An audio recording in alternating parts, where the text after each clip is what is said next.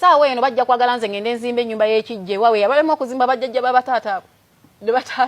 ate nga balina sente ogimalirize kati bwe tunaddayo bali kuba ntiko obuvunanyizibwa muzimbe ennyumba y'ekijja mujja kusaba kuba nyumba oli mataala nze gye ndaga ne wataaba eyo nju kasita mufune musi omulamba mundeke Faruku me I became a mother eri baganda bange nga ndi mwana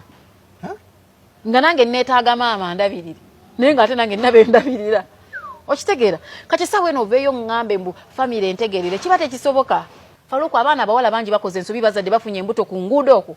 just because anonya wateeka mutwe family emugobye n'agamba Faruku ansuze Faruku namukozesa masembe namukozesa gundi namukozesa okujiroti ngali kukiriki bwati naye nga takyagadde family weri mu kibuga nga balina ne we baali musuzizza nti ekikulu si kuba bulungi wabula obuntu ak'obuntu kabasigalemu bantu mmwe emmeme kyejjudde kyegaba wanteekako bukyayi bunzijjudde oyagala nkuwa omukwano ngujjewa nze ne wemba nnyimiridde okwanjula